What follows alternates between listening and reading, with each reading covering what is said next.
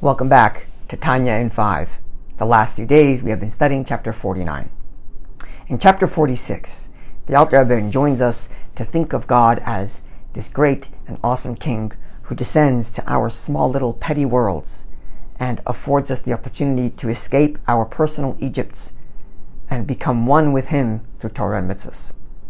When we think of God this way, we will surely reciprocate God with all the love that he is showing us. In chapter 48, the Alter Rebbe began to explain the divine greatness so that we can understand what it means that God has descended to our world. This greatness, essentially, we explained, is God's infinite nature in that he is equally present everywhere, from the bowels of the earth to the highest of heights with the loftiest of spiritual heavens. He is equally infinite everywhere. Now, in chapter 49, the Alter Rebbe is going to further explain now how it is and what God has to do in order that from his infinite energy there emerge a finite energy that will create the worlds so that they indeed remain finite. If the worlds, ours or even the loftiest, the spiritual worlds, were exposed and conscious of God's infinite nature, then they too, including us, would be infinite. One cannot contain infinite and remain finite. They're an inherent oxymoron. So what God has to do is, number one, is completely conceal his infinite self. And then a tiny finite amount of energy does he allow to emit from himself to be invested within creation. And then from there, it starts off on a very ethereal spiritual creation until finally it evolves level after level till there's a tiny, tiny, finite amount of energy invested in the physical, mundane, and very corporeal world that is the most limited of them all. Now, why would God do this?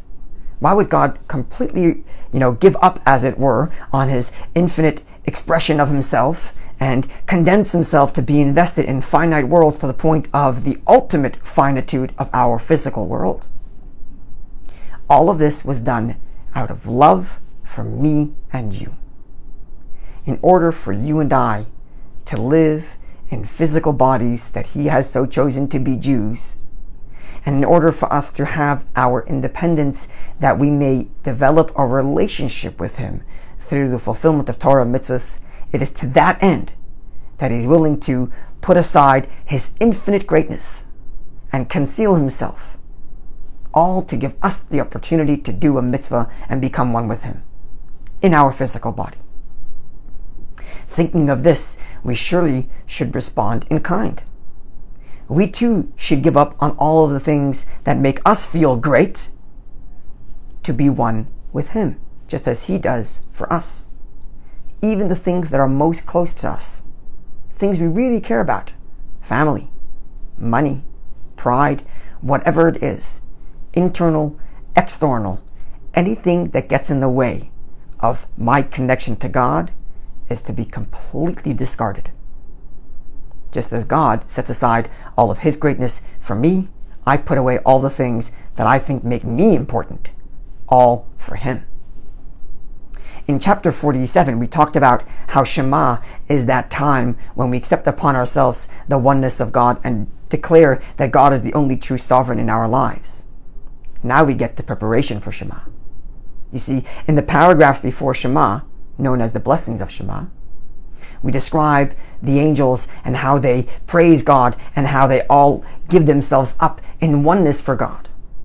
And then we conclude just before the Shema and say, notwithstanding the fact that God has all these lofty angels and God has all his amazing spiritualism and even his infinite power, he says to you, my dear Jew, I love you. I choose you.